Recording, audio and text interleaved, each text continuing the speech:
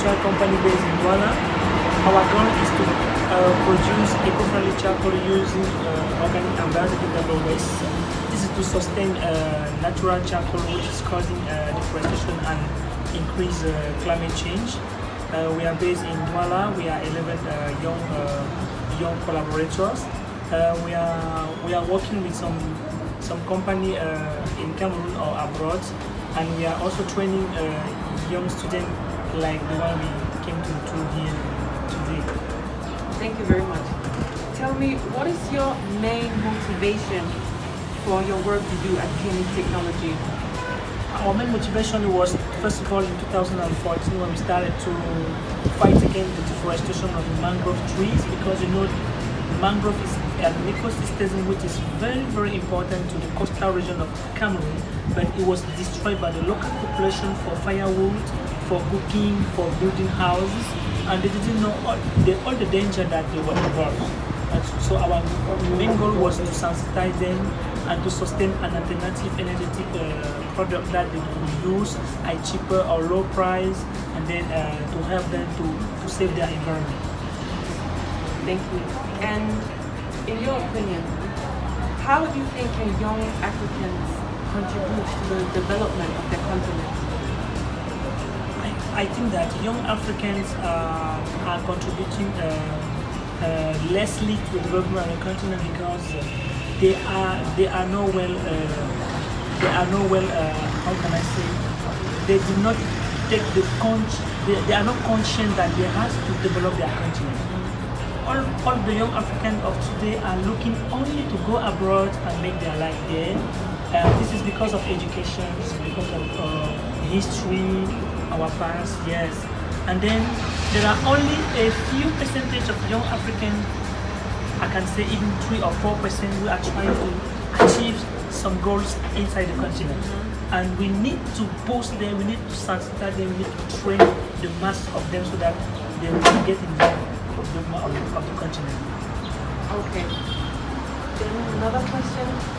In your opinion, what is the importance of the 3 E's? That is education, empowerment, and eco-friendliness for Africa. This is a key program. This is a key program because Africa needs, first of all, education. Inside the education, you have sensitizations, you have taking conscience of what you have to do for your community, for yourself. This is the first E. Now, the second E, which is empowerment. After training African how to take conscience with education and sensitization, they are going to empower them because look at the world of market today. There is no job, it is economic crisis everywhere. People need to empower themselves so that they are going to contribute to their local community and their country. So after education, the empowerment is very important. But to do that, we need to bring them to take conscience that they need to do something for their own self and their community. And then eco-friendly, this is the big task that we have. But because in Africa we don't take care of this E because everything is not eco-friendly. Everything, even the sector of taking care about our planet, our future is not taken in consideration by people, by local government, because it is a mindset that we have. So 3E is coming to help the young community, which are the leader of tomorrow, to take in consideration this E.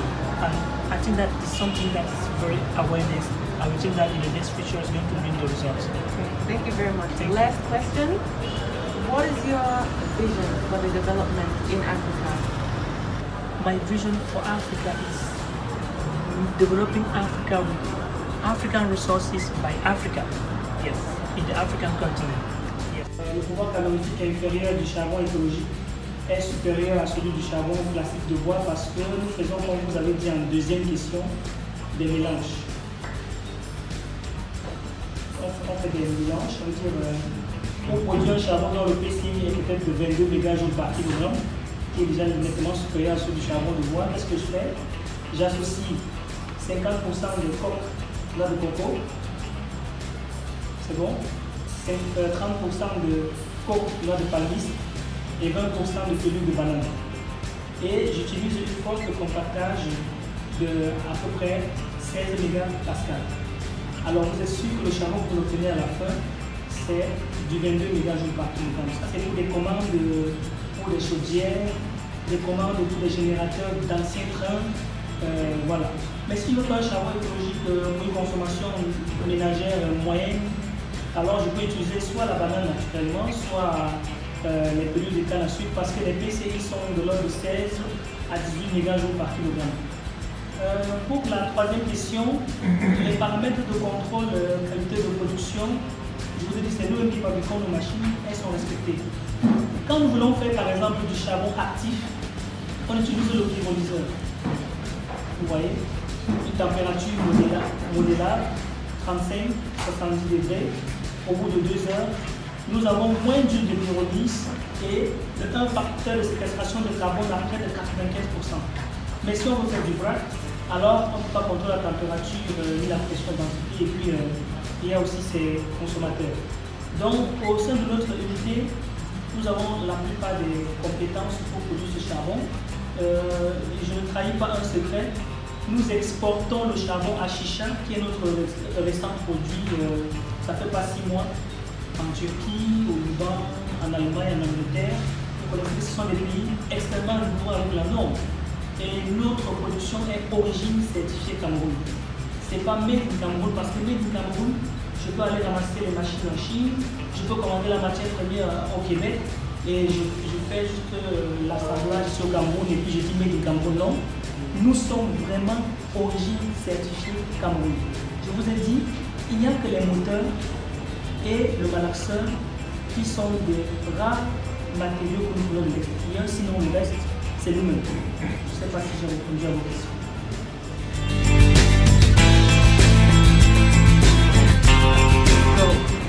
Bonjour à tous et bienvenue. Je suis là aujourd'hui avec Monsieur Aurélien. Monsieur Aurélien, pouvez-vous un peu parler de vous et de ce que vous faites? Ok, merci bien. Abdel, je suis Monsieur Aurélien Douanji. Je suis le site manager de l'entreprise Namé Recycling. Alors, Namé Recycling, c'est une entreprise camerounaise qui donne des activités, n'est-ce pas, sont la collecte, le traitement et la valorisation des déchets plastiques. Donc, nous sommes installés dans 3 villes au Cameroun, Douala, Yaoundé et Limbe.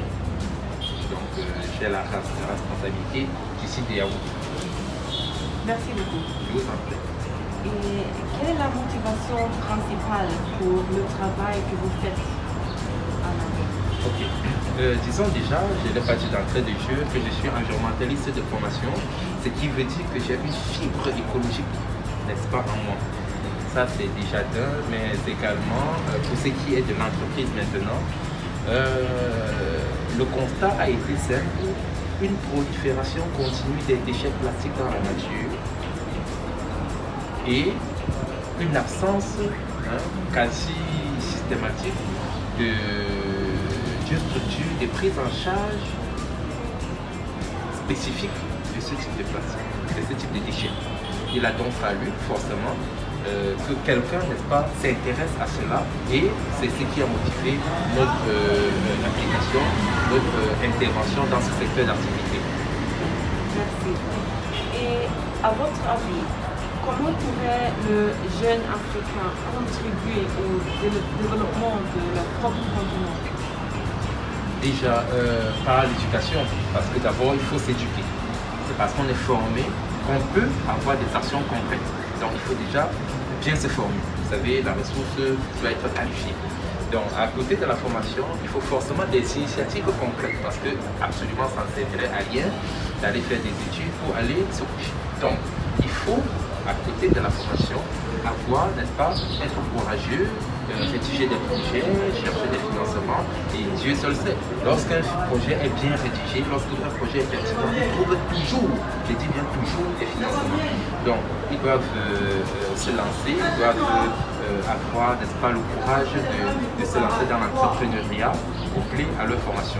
Et aussi, il faut faire une étude du marché. Il doivent observer. Parce que chez nous, il a fallu simplement ouvrir les deux yeux pour constater que la pollution est rampante et qu'elle est autour de nous pour nous jeter. Donc, ils doivent savoir lire les signes du temps, comme tu dirais.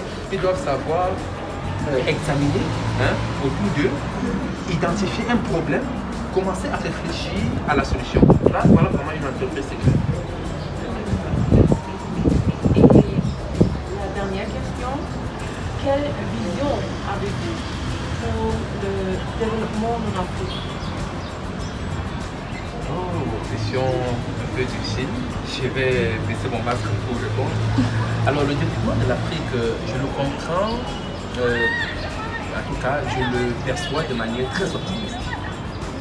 Le développement de l'Afrique, déjà, il faut le comprendre, il n'est pas que infrastructurel. Il est même moins infrastructurel que nous. Donc, je vais insister sur la formation. Les hommes, on doit d'abord avoir des hommes et des femmes bien formés. À côté de ça, il y a un autre souci qui est tout proche de l'éducation, c'est la mentalité. Les mentalités doivent changer.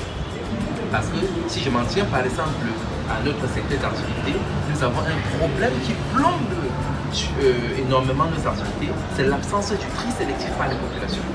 Donc il va falloir changer le mindset, le disque n'est-ce pas, des Camerounais, des Africains.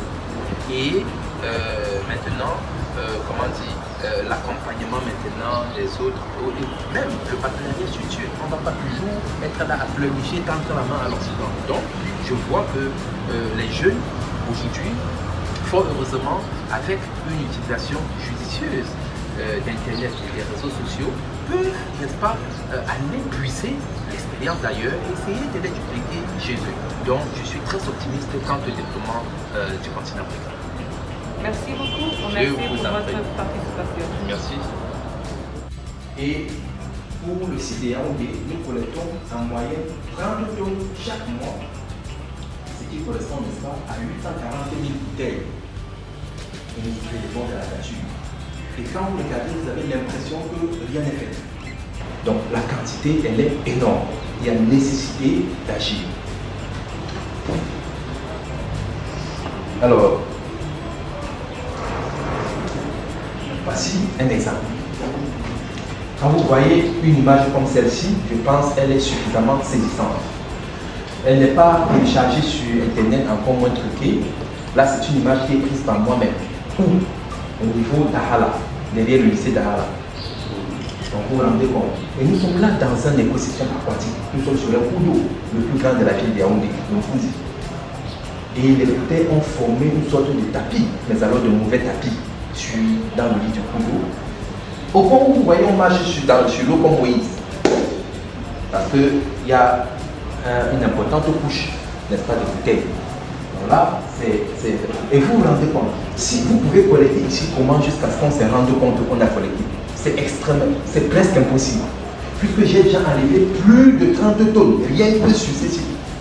Mais quand je viens là avec les gars, on collecte par exemple 20 filets, vous n'avez même pas l'impression que quelqu'un fait le passage. Donc, le mal, il est profond. Nous sommes là,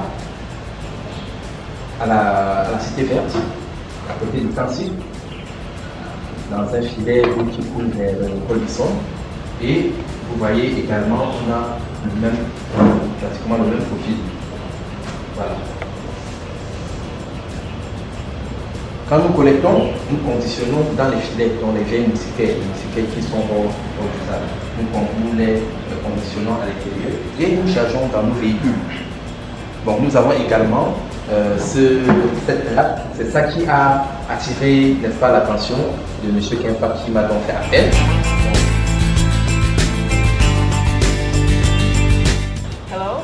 And thank you very much for being here today at the seminar. Would you like to introduce yourself today and tell us what your motivation was to being present here at the seminar?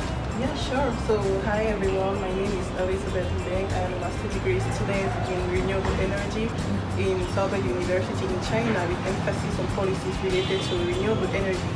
Still, I have a platform called Footprints, and Green Talk, which is all about addressing climate change and environmental protection. So when Samir told me about the seminar, I was really happy to take part because I'm like, technicians and Cameroonians, most of them, they don't really feel concerned about climate change. So it is important to have this kind of seminar to let them know that the technical part is important, but still the environmental part and I would say climate change part behind it is also important. That's why I'm happy to be here today. Okay, thank you very much for the answer. Then my other question would be, what were your key takeaways today from this seminar? Seriously, my key takeaways are it's all about empowerment. You see, because I'm always inspired and motivated when I see young people like creating amazing stuff. And when I see young people creating stuff related to renewable energy or access to climate change, I'm always very excited and it pushes me more on my own journey because it's all about empowering others and creating new stuff related to renewable energy. Thank you very much. That was it.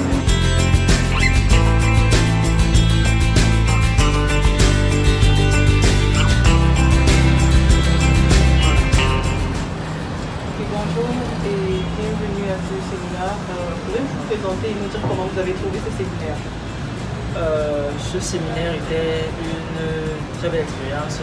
Déjà parce qu'on a eu l'opportunité de voir ce qu'on appelle fréquemment des modèles. Parce que très souvent on se heurte au mur qui est l'absence de modèle. Très souvent on va parler de Zuckerberg, de Musk, mais en Afrique c'est pas trop ça. Donc ça nous fait vraiment plaisir de voir des aînés qui ont accompli beaucoup et qui sont là pour nous tirer à suivre leur exemple. J'ai notamment apprécié M. Müller qui a vraiment des accomplissements palpables et qui n'hésite pas à nous montrer la voie. Et ce séminaire me motive personnellement dans l'optique d'évoluer, de ne pas baisser les bras. Merci pour votre réponse. Et qu'avez-vous appris et qu'avez-vous gardé de cette expérience? J'ai gardé cette expérience-ci que toutes mes petites idées, parce que toutes mes petites idées doivent être mises en pratique. Je ne dois pas me contenter de dire non, c'est trop compliqué, non, c'est trop cher, non, c'est foireux.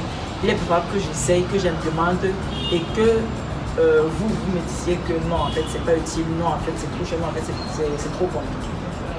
Tout le monde. Merci beaucoup pour votre réponse. On vous souhaite beaucoup de courage.